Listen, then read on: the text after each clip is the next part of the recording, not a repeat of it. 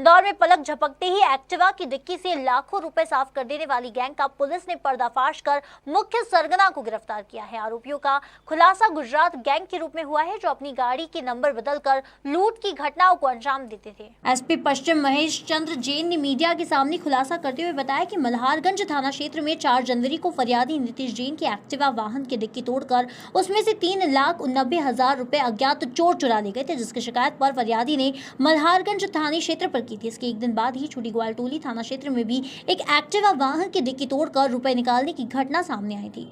दोनों ही मामले एक जैसे होने पर पुलिस ने गंभीरता दिखाते हुए दोनों क्षेत्रों की सीसीटीवी फुटेज खंगाले, जिसमें संदिग्ध लोग वारदात को अंजाम करते दिखाई दिए। पुलिस ने उक्त सीसीटीवी फुटेज क्षेत्र के लोगों को भी दिखाया, जिसमें संदिग्ध लोगों की पहचान गुजरात क्षेत्र के एक गैंग के रूप में हुई। 4 जनवरी को फरियादी नीतीश जैन ने थाना मल्हारगंज में रिपोर्ट किया कि वो अपने नौकर के साथ जा रहा था। रास्ते में 2 लोगों ने उससे एक व्यक्ति का पता पूछा। वो पता बताने लगा, इतनी ही देर में उसकी एक्टिवा गाड़ी में रखे 3,89,000 रुपये कोई चुरा कर ले गया।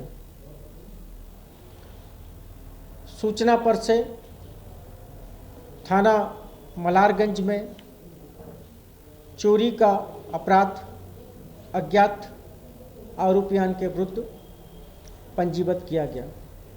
एक गंभीर घटना थी, जिसकी पतारसी हेतु एडिशनल एसपी जोन 2 के मार्गदर्शन में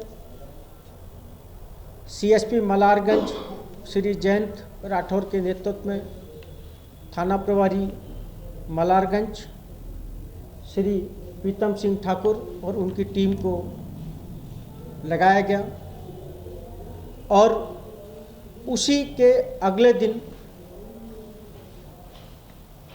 थाना ग्वालटोली क्षेत्र में भी एक अन्य मोटरसाइकिल से इसी प्रकार की तरीका वारदात से 2 लाख रुपए की घटना, चोरी की घटना घटित हुई। इसके पूर्व भी शहर में इस तरीका वारदात की कई बार घटनाएं हो चुकी थी, परंतु पुलिस आरोपियों तक नहीं पहुंच पाई थी। इस पूरे घटनाक्रम में सीएसपी मल्हारगंज और थाना प्रभारी मल्हारगंज तथा टीम द्वारा उत्कृष्ट व्यावसायिक दक्षता का परिचय दिया। दोनों ही घटना स्थलों के सीसीटीवी फुटेज को खंगाला और उन सीसीटीवी फुटेज को सैकड़ों लोगों को दिखाया, घटनास्थल के आसपास तथा अन्य हर समाज वर्ग के लोगों को दिखाया। तो गुजरात के कुछ व्यक्तियों को दिखाने पर यह जानकारी मिली कि ये अहमदाबाद की एक गैंग, जिसका सरगना राजपाल इंदरकर है, वो या उसके साथी हो सकते हैं।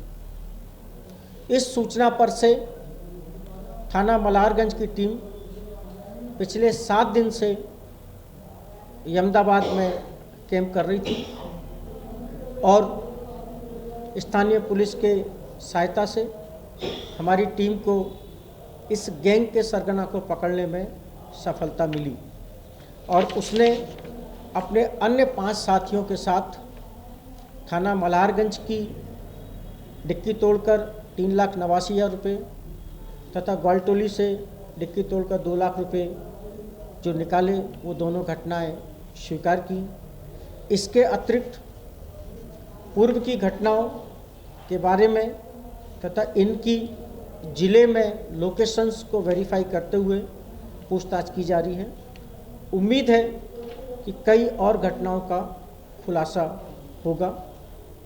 इस पहली बार दूसरे राज्य से इस तरह की गैंग के लीडर को लाकर इस प्रकार की घटनाओं की पतारसी करने तथा पुलिस को आगे एक लीड देने के लिए इस टीम को मेरे द्वारा 10,000 रुपये के नगद इनाम से पुरस्कृत किया जा रहा है। सर, ये कैसे आइडेंटिफाई करते थे कि इस गाड़ी की डिक्की में ही पैसा है?